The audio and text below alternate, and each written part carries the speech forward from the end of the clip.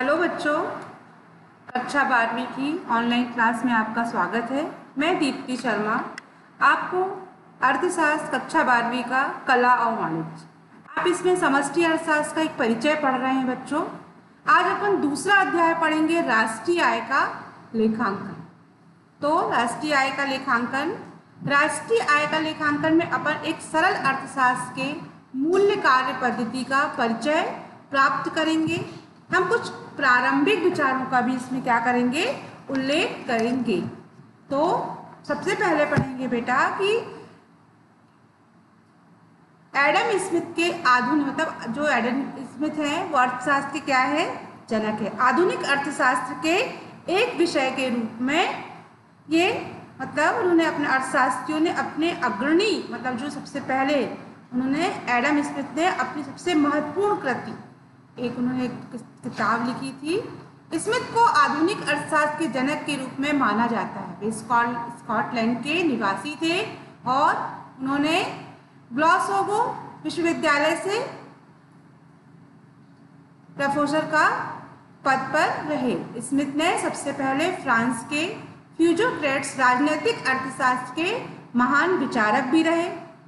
उन्होंने एक पुस्तक भी प्रकाशित की बेटा, जिसका नाम था in inquiry into the nature the accounts of the wealth of nation.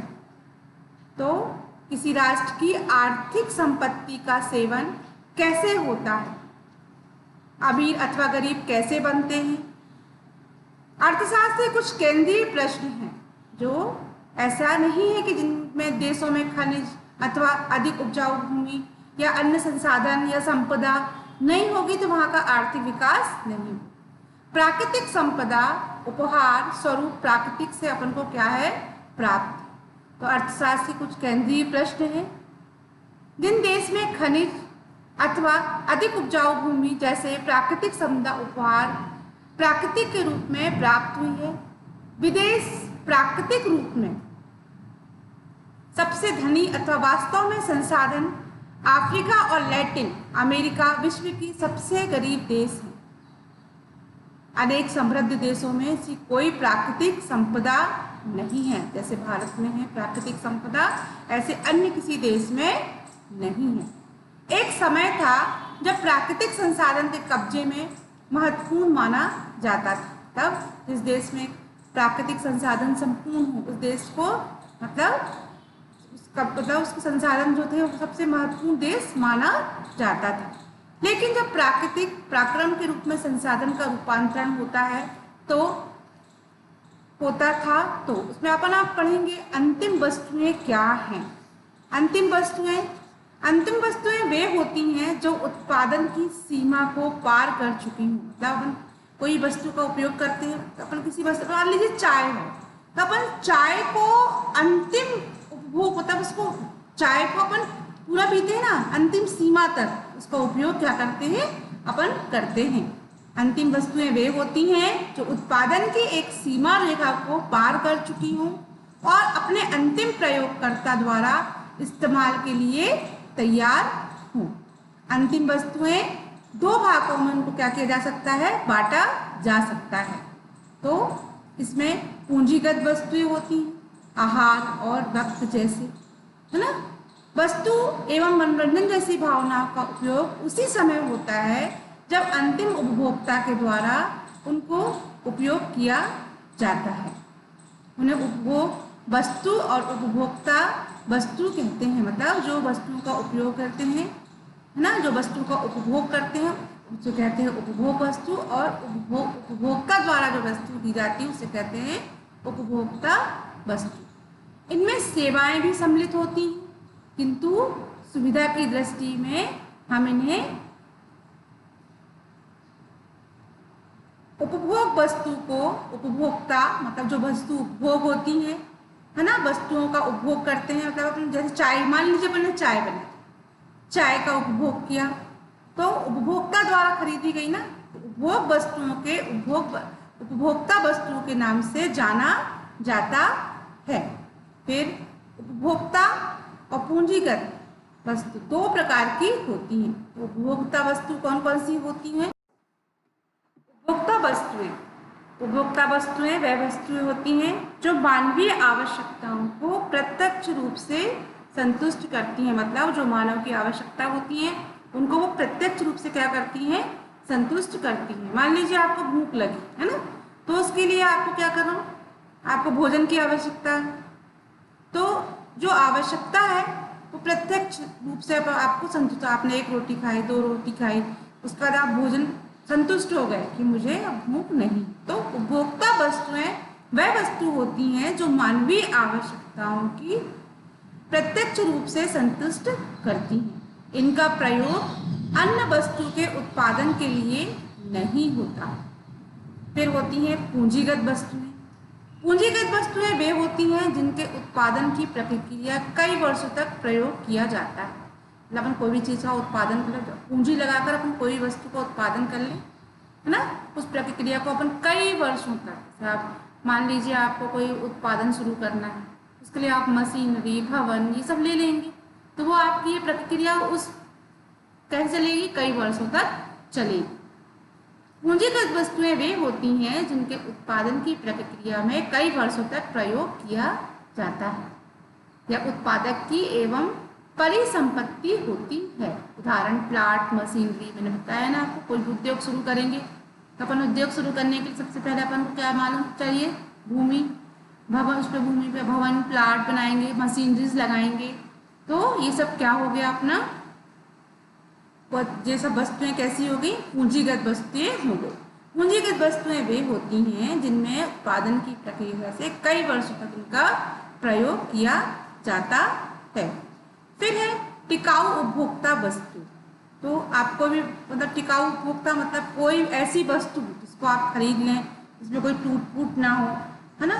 तो टिकाऊ उपभोक्ता वस्तुएं वे हैं वस्तुएं होती हैं जिनका उपयोग अपन कई वर्षों तक किया जाता है। तब मान लीजिए आपने कोई व्यापार शुरू किया है ना, कोई व्यापार के लिए आपने ऑटो या कुछ खरीदा, तो वो लंबे समय तक वो कैसी रहेंगी, जल्दी नहीं टूटेंगी, है ना, वो टिकाऊ रहेंगी और आप लंबे समय तक चलेंगी। मशीन, मान लीजिए कोई उत्पादन किया, तो उसके उत्पादन के लिए आपने क्या किया, टिकाऊ वस्तु का मतलब लेने के लिए अपन सबसे पहले मशीनरी लगाएंगे। वो मशीनरी क्या हो गई, कई वर्षों तक नहीं बिगड़ेगी ना, उनमें से कोई टूट फूट होगा। भवन बनाएंगे अपन, तो भवन में मशीनरी रखेंगे तो कोई उसमें कोई भी टूट फूट नहीं होगी और इसका उपयोग अपन क्या करेंगे, कई वर्षों तक करेंगे, जिसे अपन कहते हैं टिकाऊ उपभोक्ताएं वस्तु कहा जाता है। फिर किसी के लिए अंतिम वस्तु है और किसी के लिए मध्यवर्ती वस्तु होती है। मतलब किसी के लिए अंतिम वस्तु, कोई भी वस्तु का उपयोग, उदाहरण के लिए चाय बनाने के लिए दूध मध्यवर्ती वस्तु होती है। सबसे पहले अपन को चाय बनाने के लिए क्या आवश्यक होता है बेटा, पानी, उसके बाद शक्कर पत्ती डाल ली अपन ने, लेकिन अपन काली चाय भी पी सकते हैं। लेकिन जो मध्यवर्ती वस्तु है अपन दूध, एक सामान्य मनुष्य जिसको रात में 1 गिलास दूध पीना है, उसके लिए दूध क्या है, अंतिम वस्तु होती है। मतलब जब वो अंतिम, उसने खाना खा लिया, भोजन कर लिया, सब कर लिया, उसके बाद उसको किस चीज़ की आवश्यकता है, अंतिम वस्तु की, उसको क्या पीना है, दूध, है ना। तो उसकी चाह मतलब एक वो होती है अंदर से कि मुझे नहीं, मुझे दूध पीना है, खाना खाने के बाद दूध पीना है, दूध पीना है, मतलब उसकी वो एक अंतिम इच्छा, अंतिम उपभोक्ता की अंतिम वस्तु की उपयोगिता, है ना। तो उसको इसे क्या कहेंगे आप, मध्यवर्ती। आप चाय बनाने के लिए दूध मध्यवर्ती वस्तु होती है और एक सामान्य मनुष्य के लिए, ये आपके लिए उदाहरण है, जिसको रात में 1 गिलास दूध पीना है, उसके लिए दूध क्या होगी, अंतिम वस्तु होगी।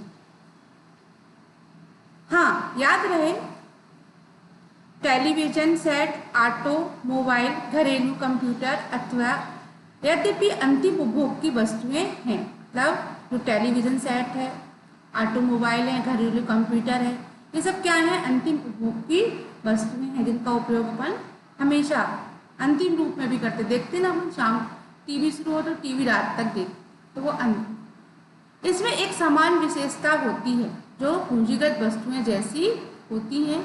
ये वस्तु कैसी होती है, टिकाऊ भी है, अर्थात ये तुरंत अथवा काल्पनिक उपभोग में भी नष्ट नहीं होती। मतलब याद रहे कि कोई भी वस्तु जैसे टेलीविजन सेट हो गया, ऑटोमोबाइल हो गया, घरेलू कंप्यूटर हो गया, ये सब क्या हो गया, अंतिम उपभोग की वस्तु होती है। पूंजीगत वस्तुएं जैसी होती हैं या वस्तु कैसी होती हैं, टिकाऊ होती हैं। मतलब टीवी तो अपन रोज खरीदेंगे, बेचेंगे नहीं बेटा, या बदलेंगे नहीं कि अरे टीवी में अच्छा नहीं लगे, नहीं, ये टीवियाँ मतलब टीवी, टेलीविजन, ऑटोमोबाइल, कंप्यूटर, ये सब क्या है, टिकाऊ वस्तु, अर्थात ये तुरंत अथवा काल्पनिक उपभोग को भी नष्ट नहीं होने देती। इनका जीवन काल कैसा होता है, लंबा होता है आहार और जैसी वस्तुओं की अपेक्षा लंबा होता है। इन सब चीज़ों का जो वस्तु होती है, टेलीविज़न, ऑटोमोबाइल, कंप्यूटर, इनका जीवन काल कैसा होता है, लंबा होता है, और वस्तु की अपेक्षा मतलब कोई वस्तु की अपेक्षा लंबा होता है। इनका आहार, जो आहार है, जीवन काल है ना। उपयोग होने पर ये इनमें टूट फूट भी होती है, कभी टीवी बिगड़ जाती है या टूट जाती है, तो उसमें मरम्मत अथवा पुर्जों के बदलने अर्थात मशीनों की तरह सुरक्षा रख रखाव, मतलब अगर ये टूट गई, क्योंकि ये लंबे समय तक चलने वाली चीज़ें हैं, है ना, तो ये टिकाऊ वस्तुएं, ये सब चीज़ें काय पे आती हैं, टिकाऊ वस्तुओं के अंतर्गत आती हैं। अगर इनका उपयोग होने पर ये टूट फूट होती है, तो इसे मरम्मत अथवा पुर्जों को बदलने, मशीनों की तरह सुरक्षा रख रखाव और पुनः नवीनीकरण की भी आवश्यकता होती है। मतलब ये सुधर सकती हैं और इनका नवीनीकरण भी हो सकता है। इन्हें हम वस्तुओं को टिकाऊ उपभोग वस्तु कहते हैं। इन वस्तुओं क्या कहते हैं, जिनका पुर्जों में बदलाव, मशीन की सुरक्षा के रख रखाव, नवीनीकरण हो जाता है, उन वस्तुओं को हम क्या कहते हैं, टिकाऊ उपभोक्ता वस्तुएं कहते हैं। अतः किसी भी अर्थव्यवस्था में एक दावेदारी कला अवधि में उत्पादित सारी संपत्ति, वस्तु और सेवाओं पर हम विचार करें। मतलब कोई भी वस्तु है, कोई भी अर्थव्यवस्था में अपन उत्पादित सारी अंतिम वस्तुएं और सेवाओं को यदि हम विचार करें, तो उपभोग की वस्तु टिकाऊ तथा गैर टिकाऊ रूप में होती हैं। मतलब जो वस्तुएं होती हैं वो टिकाऊ भी होती हैं और गैर टिकाऊ भी होती है। टिकाऊ ऐसे जो लंबे समय तक चले, और गैर टिकाऊ जो जिनमें टूट फूट हो जाए, जिनको मतलब अगर वो टूट जाए तो उसका उपयोग अपन मतलब दोबारा ना कर सकें, ये गैर टिकाऊ वस्तु के रूप में होती है। वस्तु टिकाऊ और गैर टिकाऊ के रूप में होती हैं। पूंजीगत वस्तुओं के रूप में अंतिम वस्तुओं में आर्थिक प्रक्रम के अर्थात उन्हें कोई परिवर्तन नहीं होता। मतलब जो पूंजीगत वस्तुएं होती हैं उनके अंतिम रूप तक में जो आर्थिक क्रिया या पराक्रम होते हैं उनमें कोई परिवर्तन नहीं होता। अर्थात अर्थव्यवस्था में कुल उत्पादन की एक बड़ी मात्रा, जो अर्थव्यवस्था होती जो अपनी, उसकी उत्पादन की एक बड़ी मात्रा में अंतिम उपभोग के रूप में समाप्त होती है। मतलब जो अर्थव्यवस्था है, अपन कोई चीज़ का उत्पादन कर रहे हैं, है ना, तो एक बड़ी मात्रा के बाद उसमें अंतिम उपभोग के रूप में वह समाप्त होती है, और यह पूंजीगत वस्तुएं भी नहीं होती। फिर है बच्चों आपके लिए गृह कार्य है ना। आपने आज पढ़ा कि अंतिम वस्तुएं क्या होती हैं, मध्यवर्ती वस्तुएं क्या होती हैं, ठीक है। और उसके बाद आपने इसके आपको मैं 4 प्रश्न दे रही हूँ बच्चों, इसको आप कॉपी में करोगे, हल करोगे। तो सबसे पहले है उत्पादन के 4 कारक कौन से। फिर किसी अर्थव्यवस्था के समस्त अंतिम व्यय एवं के बराबर क्या होते हैं, उसकी व्याख्या कीजिए। अंतिम व्यय एवं समस्त कारक क्या होते हैं। फिर है स्टॉक और प्रवाह के भेद में स्पष्ट अंतर्भेद स्पष्ट कीजिए। 4 क्वेश्चन है बेटा। हाँ, आपको पीडीएफ दिया जा रहा है बच्चों, इसको देखकर क्वेश्चन के आंसर लिखें। आपका एक टेस्ट भी होगा बच्चों, क्लास टेस्ट भी होगा, तो जब आपका टेस्ट होगा तो आपको बताया जाएगा। धन्यवाद बच्चों।